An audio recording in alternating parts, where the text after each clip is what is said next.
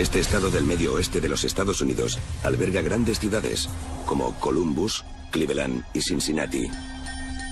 Pero también presume de extensas áreas rurales, especialmente al este de la región, al pie de los montes Apalaches. Posee una gran cantidad de parques naturales y bosques y es un destino muy popular entre los amantes de las actividades al aire libre. Los condados del sudeste de Ohio destacan por su belleza natural.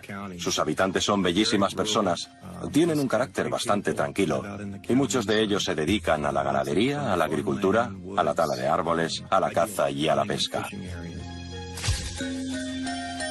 En 1989, un camionero llamado Don Welling disfruta de la caza en esa zona de Ohio. Don Welling tenía 35 años. Vivía solo y era una persona bastante atlética.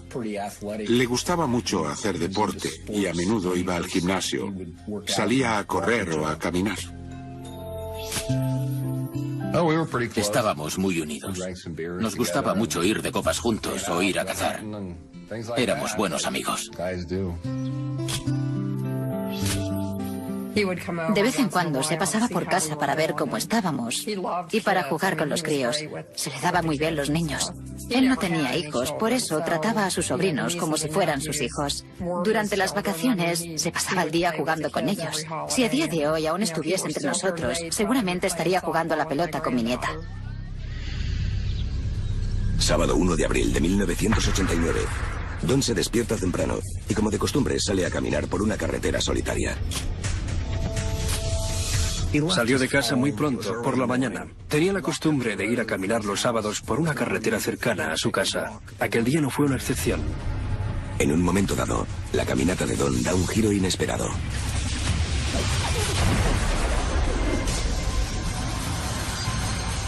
Momentos más tarde, un conductor encuentra su cuerpo tendido sobre la carretera.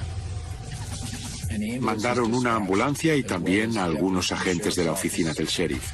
Al principio pensaron que un coche lo había atropellado. Pero los agentes pronto se dan cuenta de que no se trata de un atropello. Al observar su cuerpo con más detenimiento, descubren que Don Welling tiene una herida de bala en el pecho.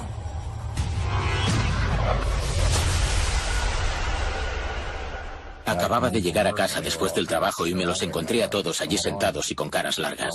Le pregunté a mi mujer qué es lo que pasaba y me contó que le habían disparado. Solo tenía 35 años cuando lo mataron. Tenía toda la vida por delante. Fue una verdadera tragedia que le quitaran la vida a una edad tan temprana. Mientras la noticia del asesinato se extiende, los detectives y los forenses buscan pistas en la escena del crimen. Buscábamos cualquier tipo de pistas, como huellas de neumáticos, el casquillo vacío de la bala, o cualquier otra cosa que hubiera podido llevar encima el agresor. Buscábamos cualquier cosa que se le hubiera podido caer al asesino. No encuentran gran cosa en la zona, pero la autopsia revela que la bala fue disparada con un rifle del calibre 30. La única pista que teníamos era la bala que había matado a Don Welling. No hallamos ninguna otra pista en la escena del crimen. Y lo que es más desconcertante, la policía no encuentra ningún posible móvil para el misterioso asesinato. Investigamos a fondo la vida de la víctima para descubrir con quién se relacionaba, quiénes eran sus amigos y si tenía algún enemigo. Teníamos que buscar un posible sospechoso, pero no encontramos a nadie con quien tuviese desavenencias. La investigación pronto llega a un punto muerto. La víctima era un hombre muy querido por todo el mundo. Nadie podía comprender cómo alguien había podido asesinarlo. En aquel momento no había ninguna prueba ni ningún motivo por el que presuntamente alguien hubiese podido matar al señor Welling.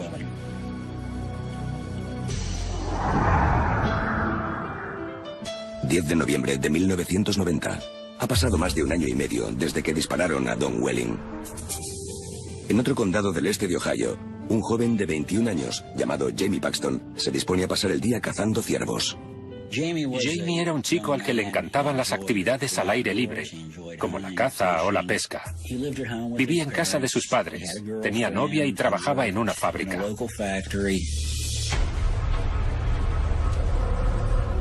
Jamie se bajó del vehículo en una zona bastante remota. se dejó en el coche el arco y las flechas que iba a usar para cazar. Un vehículo desconocido que pasa por la carretera se detiene junto a él. Segundos más tarde, se oyen disparos y Jamie cae al suelo.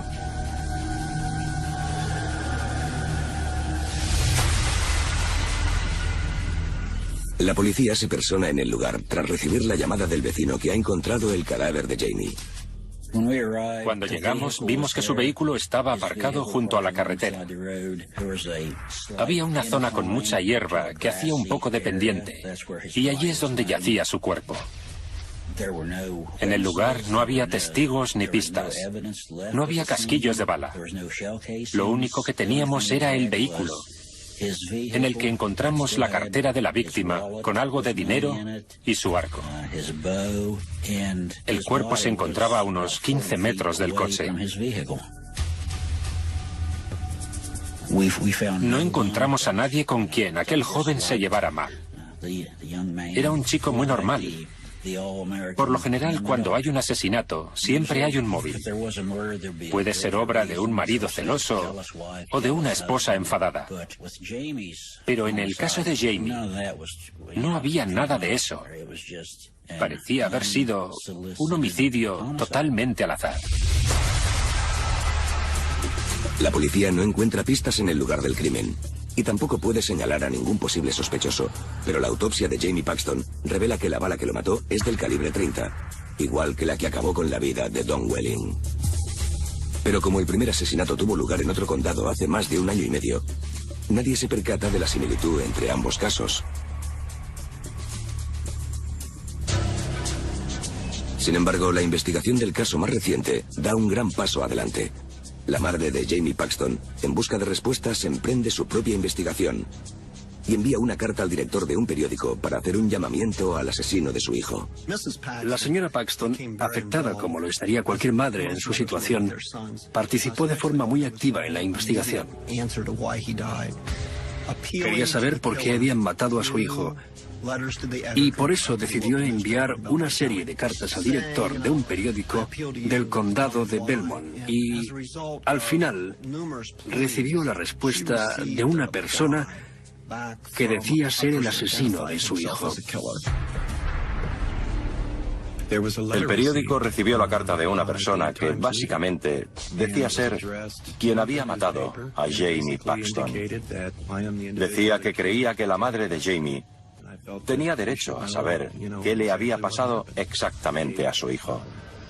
Según su versión, cuando vio a Jamie, oyó una voz en su cabeza que le decía, «Mátalo», por lo que se detuvo, sacó el arma y le disparó. El autor de la carta insinúa que ha matado en otras ocasiones y alardea de que sus crímenes son perfectos. En la carta decía que no era culpa del sheriff ni de la policía. Decía que si no resolvían el caso no era por culpa suya, ya que había ido con mucho cuidado para no dejar ningún rastro y para que no hubiese testigos. Decía que nunca lo atraparían y que aquella carta sería la última vez que tendríamos noticias de él. Por lo que explica en la carta, no cabe duda de que no se trata de una broma pesada. Si no la ha escrito el propio asesino, lo ha hecho alguien que conoce bien las circunstancias del asesinato. Los forenses no encuentran huellas dactilares en el papel. Así que los agentes se centran en ciertas frases de la carta que consideran que pueden conducirlos al asesino.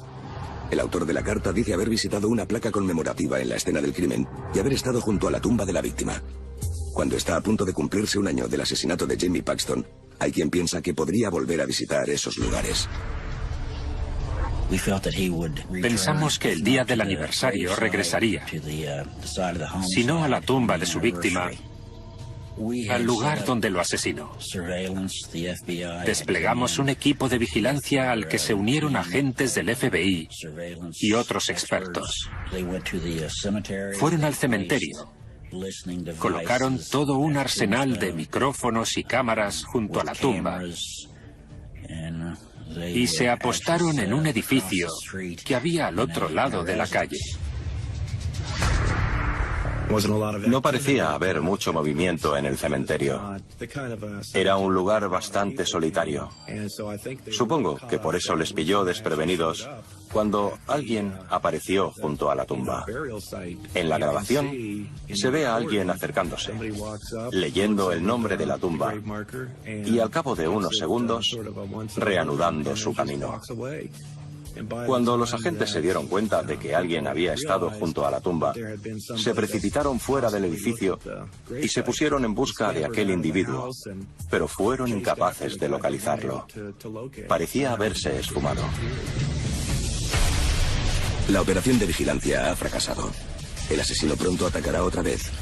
Y Ohio vivirá una operación de busca y captura memorable. En noviembre de 1991, los detectives de Ohio investigan el brutal asesinato de Jamie Paxton, de 21 años, a quien un francotirador desconocido disparó en una zona rural. El ataque es casi idéntico al asesinato de Don Welling, que tuvo lugar en un condado cercano, pero todavía no se ha establecido una relación entre ambos crímenes. 14 de marzo de 1992.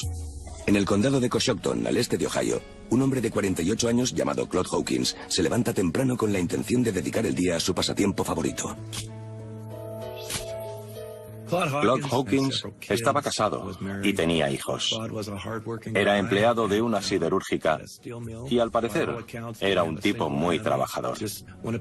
Iba todos los días a trabajar y no se metía con nadie, por lo que no tenía ningún enemigo.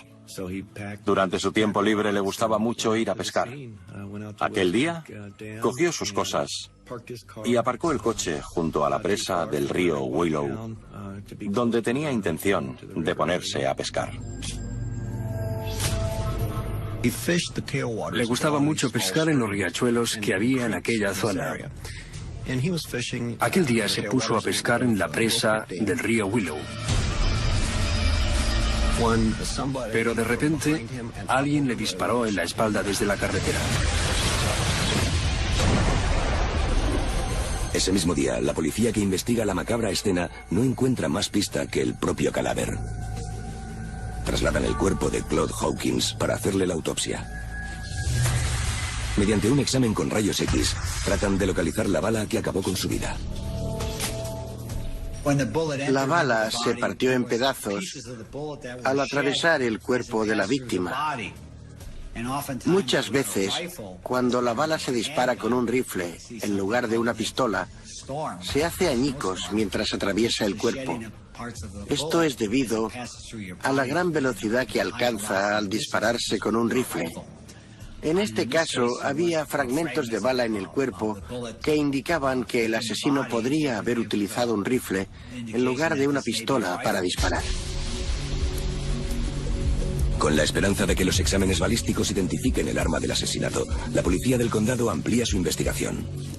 Cortamos la circulación de la carretera. Durante 2 o 3 días estuvimos hablando con todo el mundo que encontramos en la carretera solitaria donde lo asesinaron, en busca de testigos o posibles pistas. Pasamos semanas investigando la vida de Claude Hawkins. Interrogamos a sus hijos, a su exmujer, a sus compañeros de trabajo, a sus amigos y a sus parientes. No sabíamos exactamente por qué alguien habría podido seguir a Claude Hawkins por aquella pequeña carreterucha para dispararle por la espalda y luego marcharse. Como no encontrábamos ningún motivo, empezamos a pensar que no sería un caso aislado. Y entonces fue cuando recordé aquel otro caso. En busca de algún vehículo, Dennis Ryok recuerda el asesinato de Don Welling en 1989. Aunque no está al tanto de los detalles del caso, se pregunta si lo resolvieron. Cogí el teléfono y llamé a Walt Wilson, que por aquel entonces era el detective del condado de Tuscarawas y ahora es el sheriff. Le dije que teníamos un homicidio en el que habían disparado a la víctima en la espalda sin un motivo aparente, mientras estaba realizando una actividad al aire libre. Le dije que estaba pescando en una zona bastante aislada. Le pregunté si el caso era parecido al de Donald Welling y me dijo que sí. Nos preguntábamos si los 2 homicidios podrían estar relacionados. Es Rayo que envía un teletipo a las policías de los diversos condados del este de Ohio y a las de varias regiones fronterizas en busca de otros casos similares, y no tarda en descubrir el caso de Jamie Paxton. Aunque el examen balístico revela que a la víctima más reciente, Claude Hawkins, le dispararon posiblemente con un rifle Mauser sueco de 6,5 por 55 milímetros en lugar del rifle del calibre 30 utilizado en los casos anteriores, todavía existe una similitud alarmante entre los tres asesinatos. También sale a la luz el caso de un reciente tiroteo en el condado cercano de Muskingum. A finales de 1990, Kevin Loring, de 30 años, fue hallado muerto tras separarse del grupo de amigos con el que había salido a cazar. En un principio, el condado de Muskingum consideró que fue un accidente por parte de algún cazador de ciervos desconocido. Conocía bastante bien a los detectives que trabajaban allí y les dije que creía que su caso estaba relacionado con el nuestro. Al caer la noche, la policía se da cuenta de que los 4 asesinatos aleatorios cometidos en diversos puntos del este de Ohio podrían ser obra de un solo criminal. Decidimos organizar un equipo de investigación con agentes de cada uno de los condados en los que se habían cometido los homicidios, además del FBI, con la intención de investigar los casos y descubrir si estaban relacionados. Pero antes de que realicen ningún avance, otro despiadado ataque tiene lugar en una zona rural remota. La víctima es Gary Bradley, un hombre de 44 años al que dispararon mientras pescaba solo. Teníamos el presentimiento de que el asesino era el francotirador al que estábamos buscando. La autopsia parece confirmar las sospechas. A Gary Bradley también le han disparado con un Mauser sueco de 6,5 por 55 milímetros. El mismo tipo de arma que utilizaron para matar a Claude Hawkins. Ya teníamos 5 homicidios que investigar. No teníamos ninguna pista ni ningún sospechoso. El equipo de investigación solicita la ayuda de la Unidad de Ciencias de la Conducta del FBI. Comparando las características de los asesinos en serie de todo el mundo, esta unidad se especializa en la elaboración de perfiles criminales que pueden ayudar a la policía a identificar a posibles sospechosos. El perfil del FBI que recibimos decía que la persona que estábamos buscando era probablemente un varón blanco de mediana edad, muy inteligente y solitario. Era alguien a quien le fascinaban las armas de fuego y que disfrutaba matando, no solo a seres humanos, sino también a perros y gatos.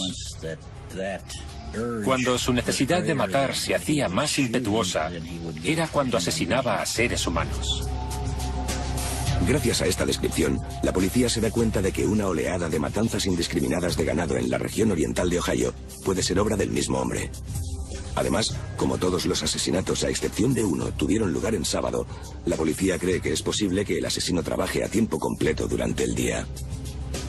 También pensamos que el asesino tenía que vivir por aquí. Se sentía muy a gusto en estos condados. Iba y venía a sus anchas y parecía conocer bien la zona.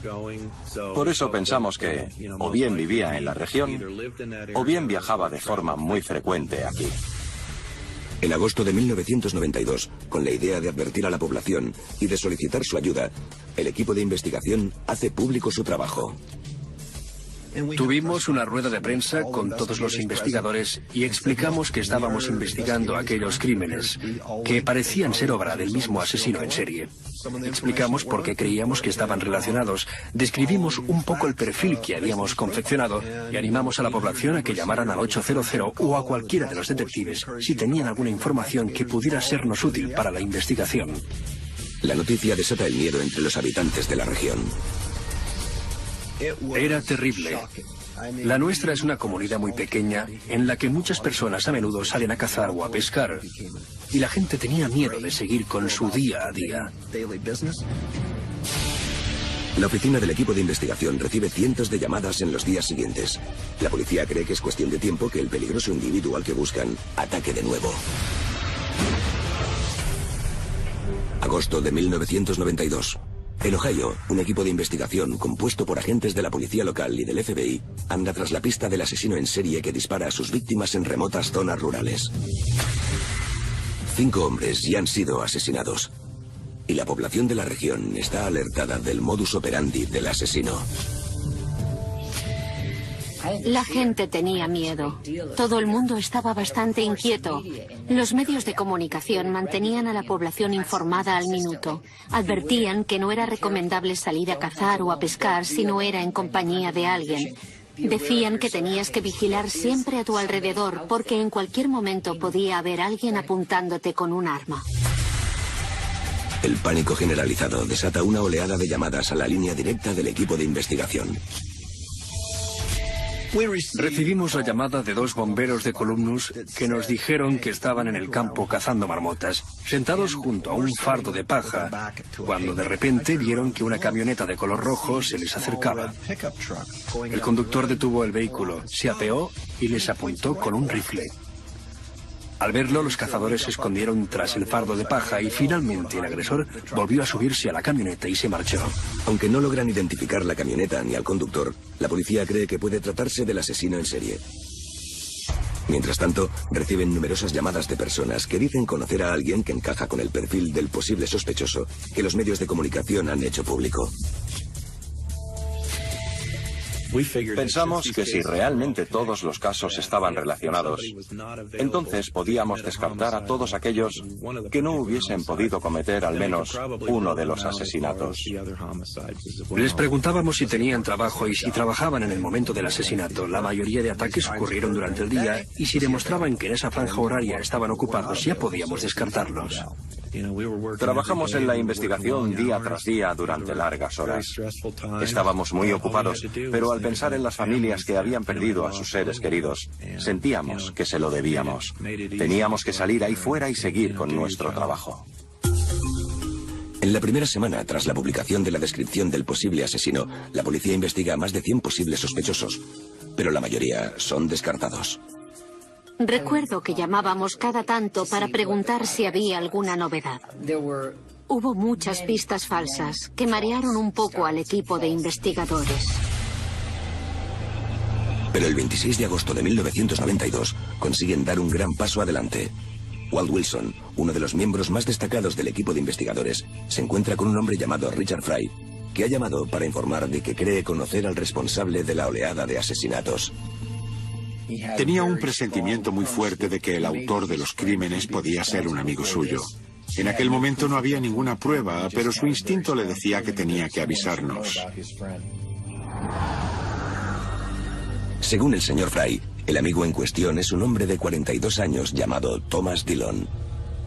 Tiene estudios superiores, es inteligente y trabaja de técnico de aguas en la ciudad cercana de Canton. Aunque algunos lo consideran un tipo solitario, en muchos aspectos se le puede considerar una persona normal y corriente. Thomas Dillon era un padre de familia aparentemente normal. Tenía esposa y un hijo, y vivía en un barrio decente. Era alguien del que jamás pensarías que pudiera ser un asesino en serie. Pero las aficiones de Dillon encajan con las del perfil del asesino elaborado por el FBI. Desde que era niño, ha demostrado un gran entusiasmo por las armas de fuego y por torturar animales. Estaba loco por las armas y tenía un buen arsenal. A Tom Dillon le gustaba ir a lugares muy apartados de la ciudad para matar a cualquier tipo de animal que se le pusiera a tiro. Disparaba a perros, gatos, ciervos, marmotas y a todo lo que pillara. Y normalmente los mataba. Según Richard Fry, Thomas Dillon puede ser el autor de la serie de disparos que han reducido el número de cabezas de ganado durante los últimos meses.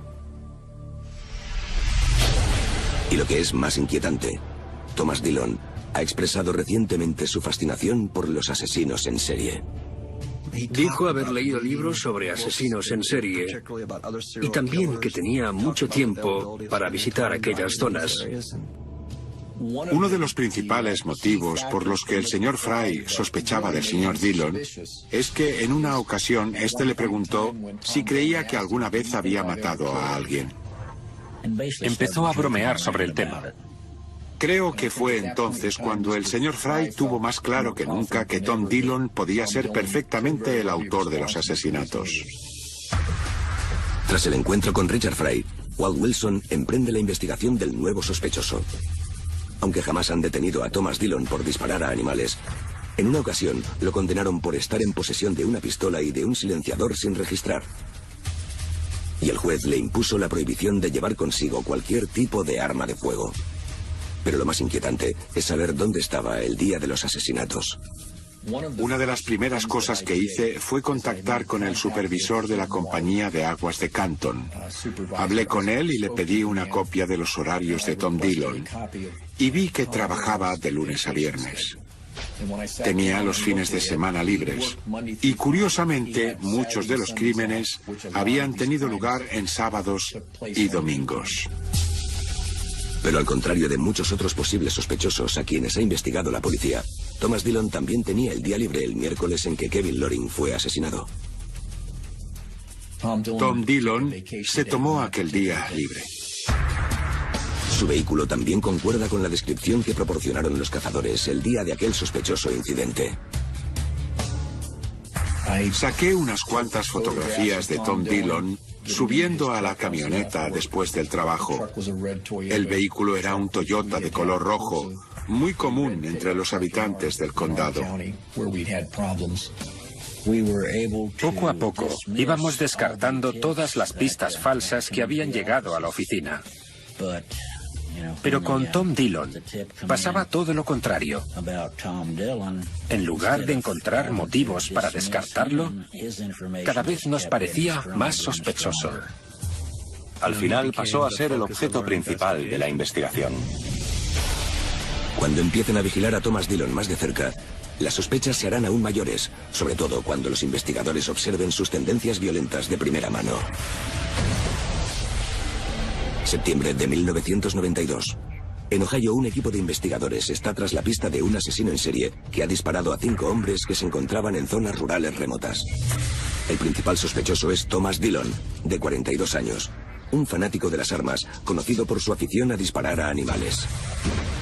Aunque la policía no dispone de suficientes pruebas para detenerlo, coincide con el perfil del asesino elaborado por el FBI y no trabajaba los días en que tuvieron lugar los asesinatos.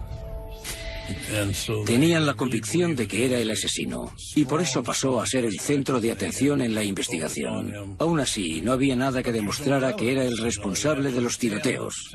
No había ningún testigo que corroborara que estábamos buscando a un varón blanco de tal estatura o de tal peso, ni que tenía un coche rojo. Nadie había visto nada, no había casquillos de bala ni huellas dactilares. No había nada que lo relacionara con los asesinatos.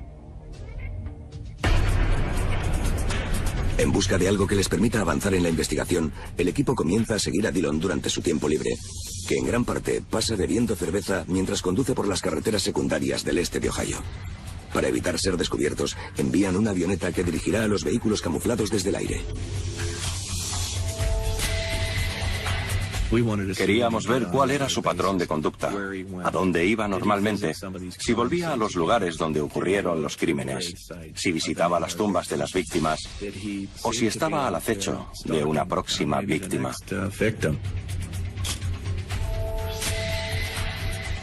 Nos preocupaba muchísimo que Tom Dillon tratara de asesinar a alguien mientras lo teníamos bajo vigilancia. En una ocasión, había una mujer corriendo junto a la carretera y Dillon disminuyó la velocidad al pasar junto a ella. Desde la avioneta nos informaron de la situación, de que había una mujer corriendo y él cada vez iba más despacio. Se nos puso el corazón a 1000 por hora, porque no sabíamos qué iba a pasar. Desde la avioneta luego nos dijeron que no nos preocupáramos porque ya había pasado de largo. Fue un alivio.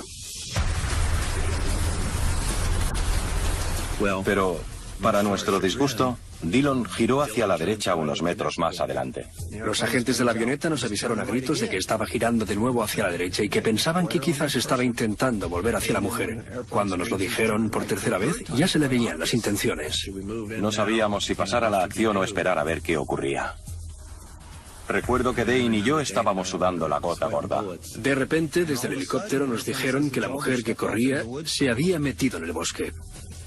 Decidimos que tendríamos que pasar a la acción para evitar que pudiera hacerle daño.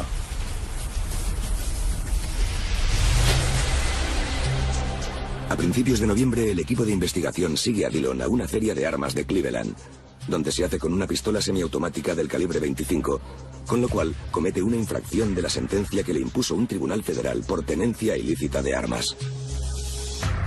Durante los próximos días, en la zona rural de Ohio donde reside, exhibe sin tapujos su afición por el uso de armas de fuego y por los actos vandálicos. Era un hombre de 42 años, pero parecía más bien un delincuente juvenil. Disparaba objetos como señales de stop o medidores de electricidad. Él solito se montaba su propia oleada de actos vandálicos. Aunque el equipo de investigadores podría detenerlo por la reciente adquisición de un arma, temen que hacerlo ponga en peligro el principal objetivo de su investigación. Solo teníamos un intento para que le impusieran una condena acorde con la gravedad de sus actos. Si lo hubiésemos detenido en aquel momento, solo le habríamos podido acusar de comprar aquella pistola. No habríamos podido cerrar el caso de los homicidios. Lo habrían condenado a 6 meses de cárcel y al final lo habrían puesto en libertad. 10 de noviembre de 1992. En el segundo aniversario del fallecimiento de Jamie Paxton, el equipo de investigación espera conseguir un nuevo avance en el caso. En la carta anónima que un periódico local recibió el año anterior, el asesino de Jamie Paxton aseguró que a menudo visitaba la escena del crimen y el cementerio del condado cercano de Belmont. De hecho, varios agentes observaron una figura misteriosa de forma fugaz el año anterior, el día del primer aniversario del asesinato. Si Thomas Dillon es el asesino, una visita a cualquiera de esos lugares podría delatarlo.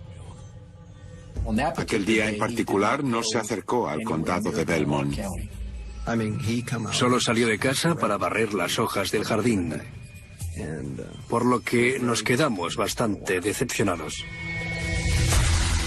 Sin embargo, al día siguiente, Dillon se dirige al condado de Belmont y visita las oficinas de un periódico local. Allí se hace con un ejemplar del periódico del día anterior, el día del aniversario del asesinato de Paxton. Curiosamente, la policía descubre que el interés esporádico de Dillon por la prensa coincide con días cercanos a las fechas de los asesinatos. Descubrimos que estaba interesado en algunos de los homicidios.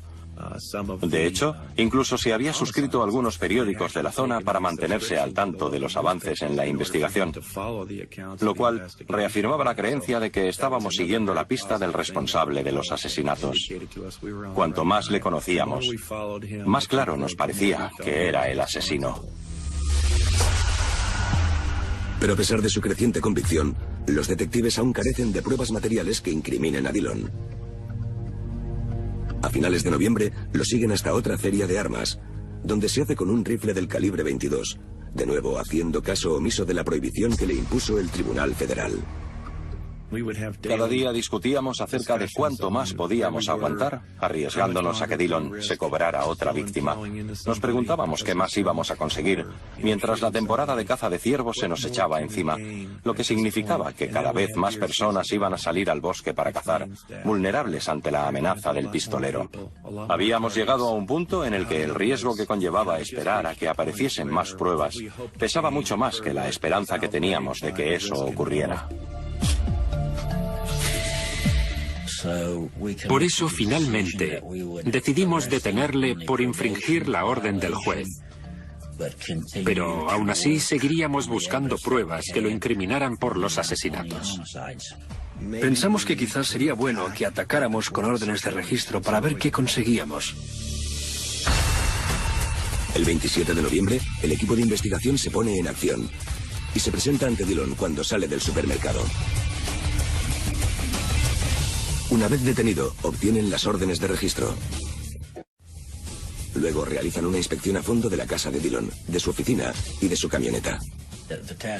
Los detectives se pusieron a buscar armas, recortes de periódico, cartas y cualquier cosa que pudiese vincularlo con los homicidios. Lo ideal para la policía sería encontrar las dos armas empleadas en los tiroteos, y una de ellas es un rifle Mauser sueco muy poco común. Encontramos muchos mapas del sudoeste de Ohio, todo tipo de artículos de caza, ballestas, etc. Pero no hallamos nada que lo vinculara con ninguno de los homicidios. Nos habría valido un diario suyo, algún recuerdo que hubiese guardado, recortes de periódico de los homicidios o cualquier cosa por el estilo. Pero si ese tipo de objetos existían, nosotros no fuimos capaces de encontrarlos. Ese mismo día, la policía trata de que Dillon admita la autoría de los asesinatos, perturbándolo con fotos de las víctimas y de los lugares donde murieron. Creo que fue entonces cuando empezamos a tomar el control de la situación. Dillon se dio cuenta de que sabíamos que él era el asesino. Y le fuimos presionando cada vez más hasta que vimos que estaba al límite. De repente, se levantó, nos dijo que no tenía nada que confesar y que no quería seguir con el interrogatorio. El equipo de investigación realiza un último intento de recopilar pruebas materiales que relacionen de forma directa a Dillon con los asesinatos. Si fracasan, un asesino en serie quedará en libertad y podrá volver a matar.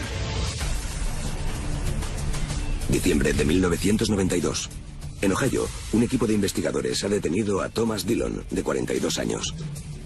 Aunque todavía buscan pruebas materiales que lo relacionen con los crímenes, están convencidos de que es él quien siguió y disparó a traición a 5 hombres en el campo.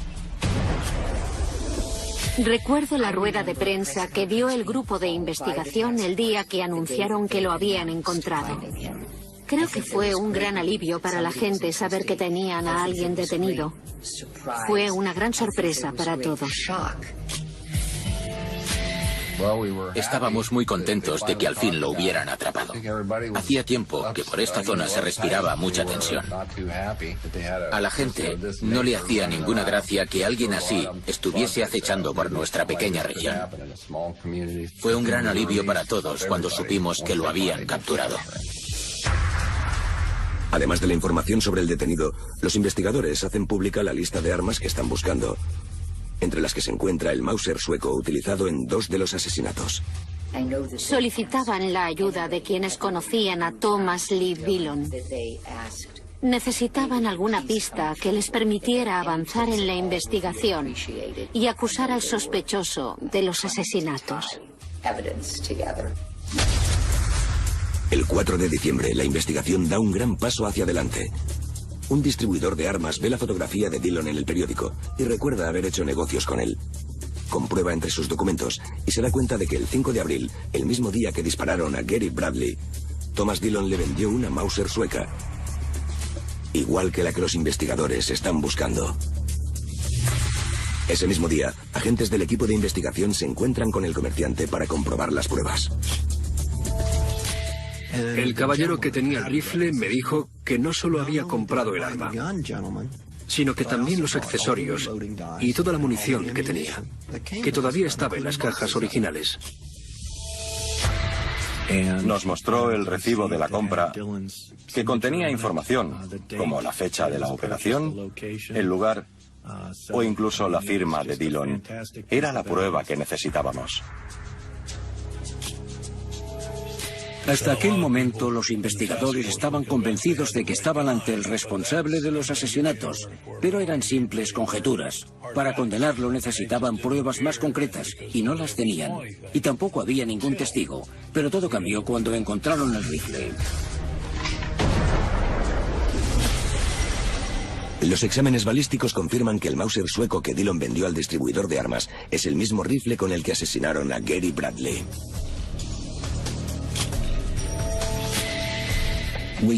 Teníamos pruebas que relacionaban a Tom Dillon con el rifle y pudimos demostrar que ese rifle había sido el arma utilizada para asesinar a Bradley. Así que Dillon ya era nuestro. En enero de 1993, Thomas Dillon es procesado por los 2 cargos de homicidio con ensañamiento de Gary Bradley y Claude Hawkins. Recuerdo que en la calle todo el mundo lo miraba mientras lo acompañaban del calabozo a los juzgados. Había un montón de gente a su alrededor y Dillon parecía estar disfrutando con ello.